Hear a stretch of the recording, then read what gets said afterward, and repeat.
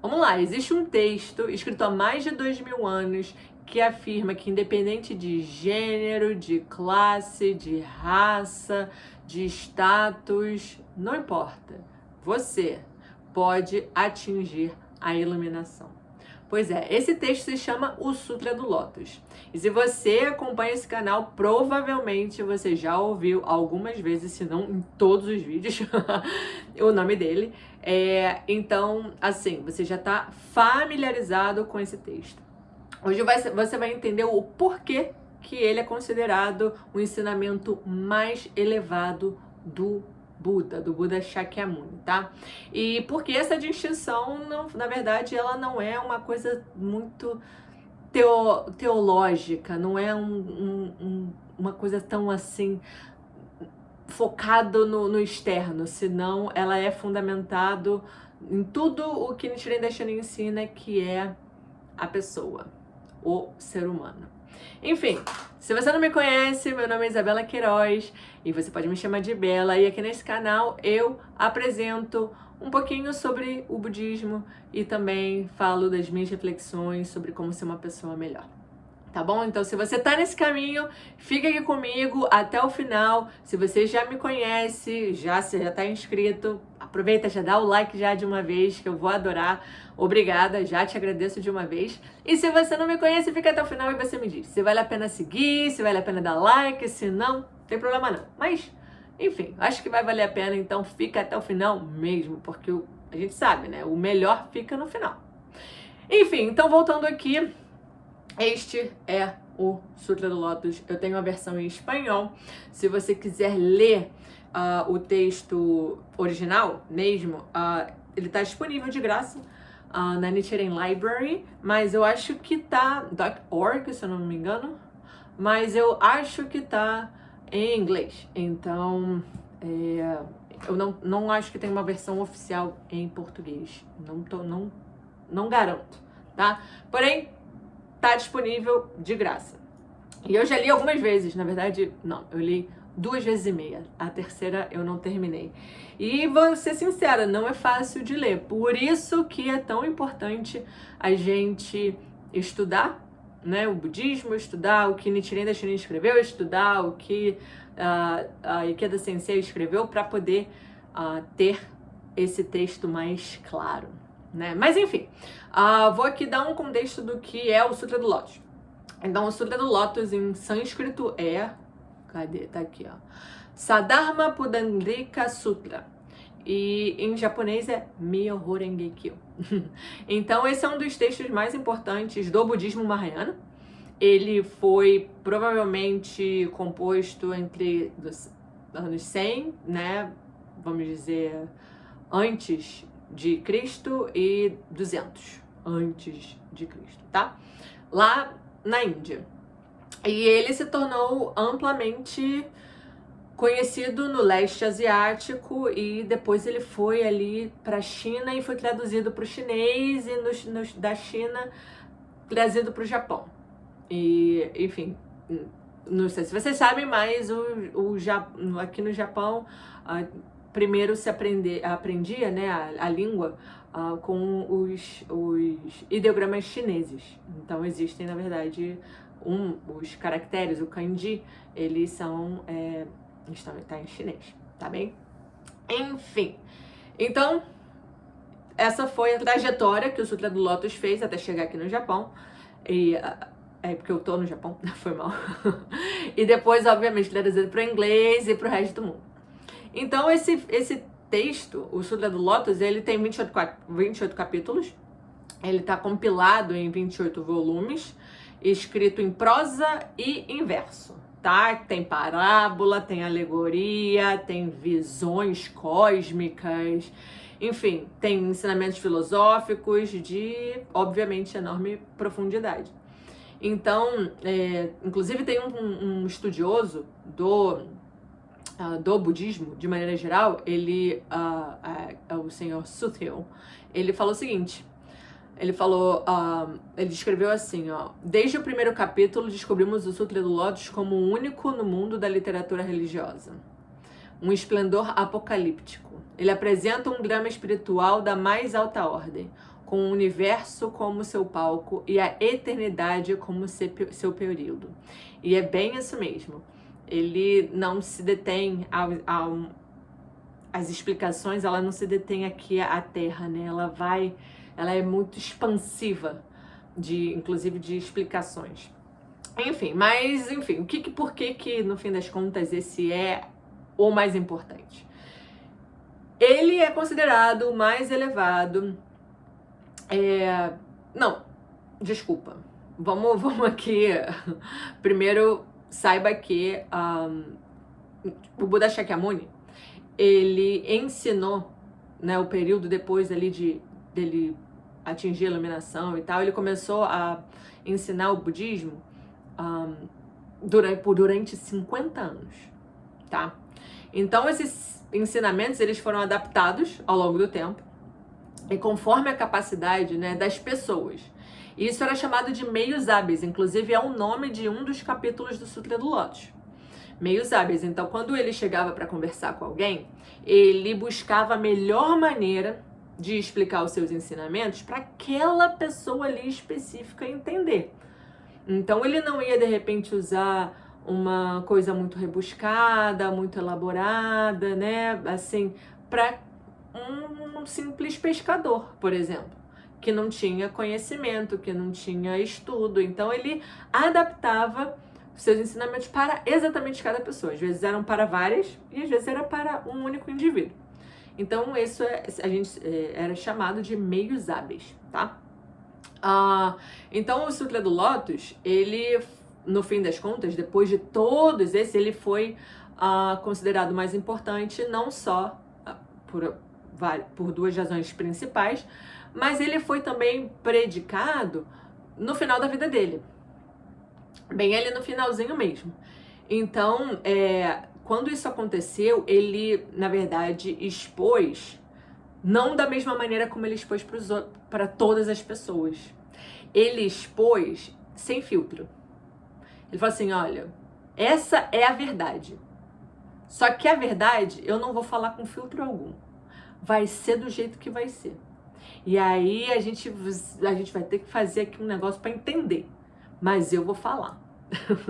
Basicamente foi isso. Ele colocou a verdade ali completa, mas sem muito rodeio, sem filtro, sem adaptação.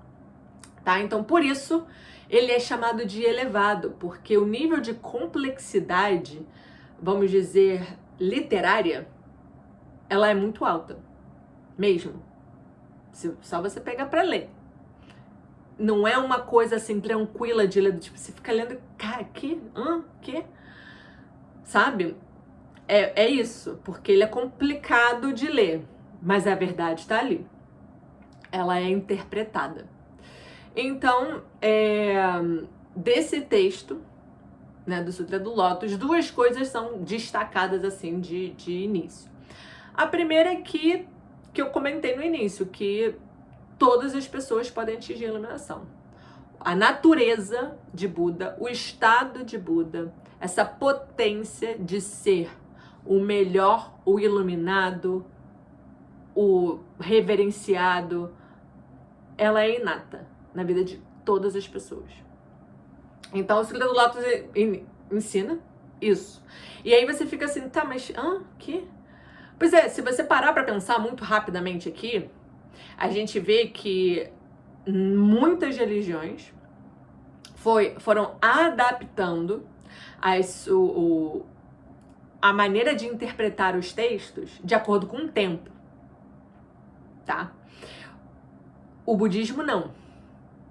O budismo não faz isso. O budismo, desde o início, desde o Sutra do Lótus, ele é muito claro de que todas as pessoas, independente de quem ela seja, independente do que ela já fez, independente de seu status, do que for, ela tem esse potencial, ela tem esse poder dentro dela.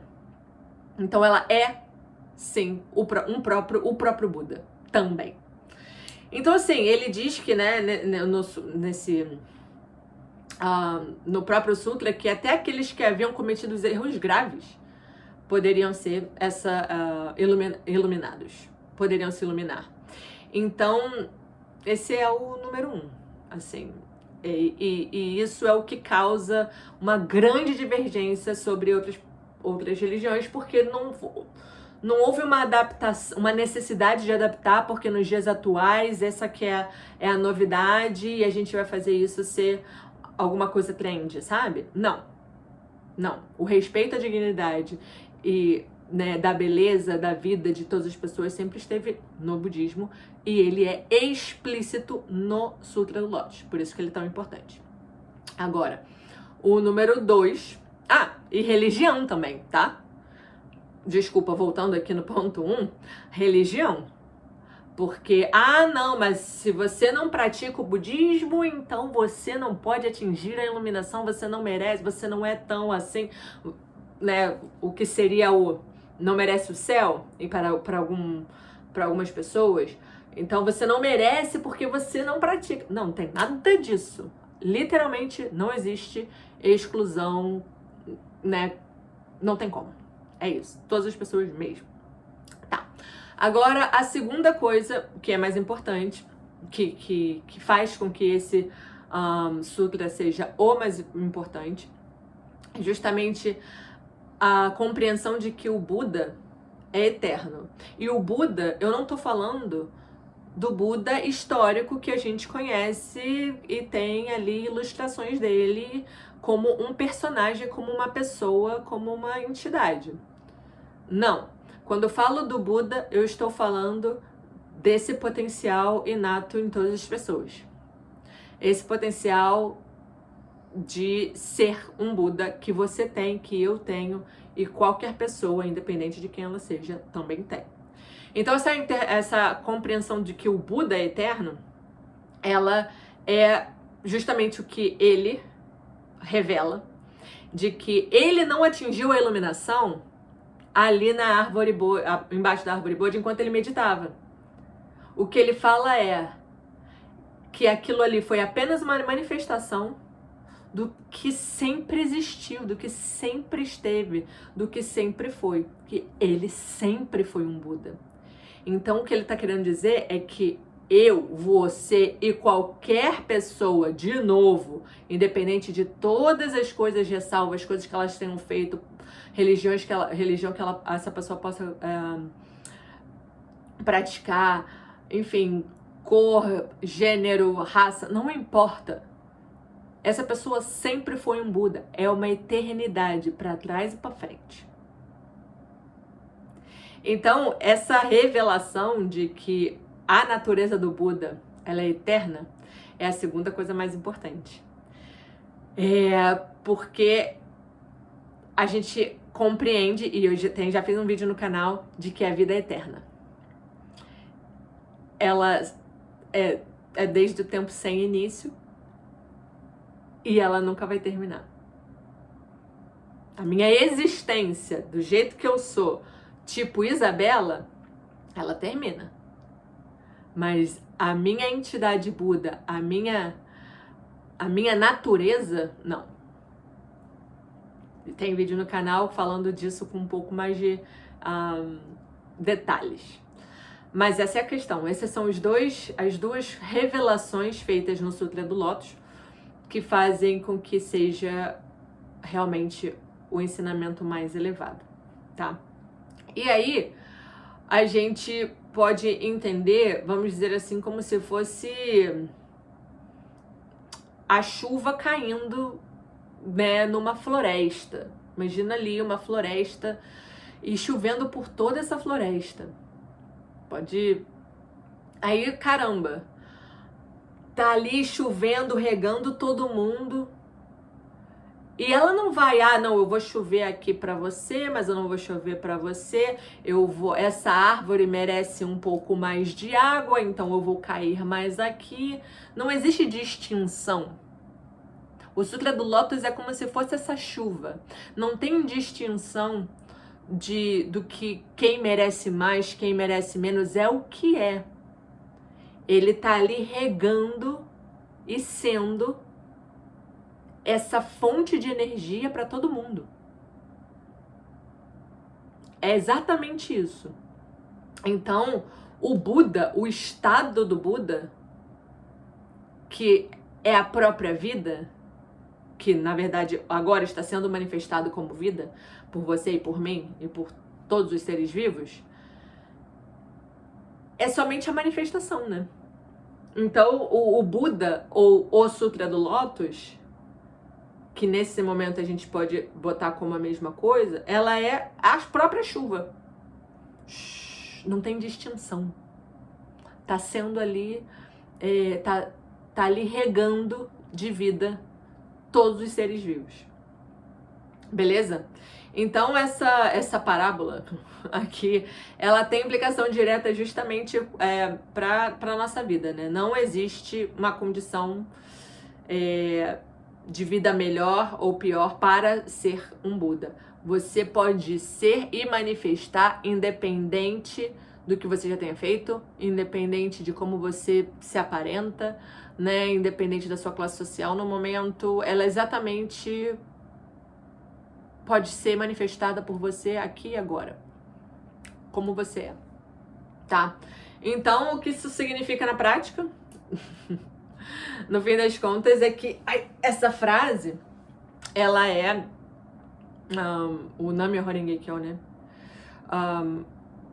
Ela é a natureza do Buda.